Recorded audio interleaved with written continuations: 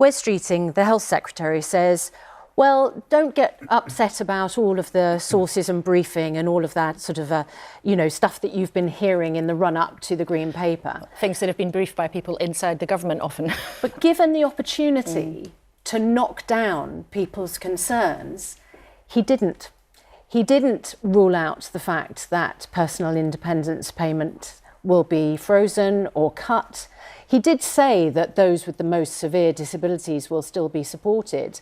But people on PIP explain that, we had a charity talking to us on the programme this week, which say if you have a disability, it can cost an extra £1,000 a month simply to live your life. And so the anxiety that has been triggered by all of those sources and briefings has been enormous. People with terminal cancer wondering if their PIP payment's going to be frozen or cut. People with cerebral palsy, people with bipolar, people with chronic mental health conditions.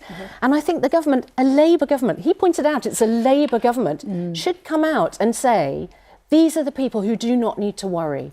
I think it might cause a lot of political trouble for people who voted for a Labour government, but then found that they were voting for a tax on work in the form of higher national insurance employment payments, cutting winter fuel allowance to millions of pensioners, to cuts to the foreign aid development budget, despite the fact that in the manifesto they said that their aim would be to eventually increase it, and now to cut welfare.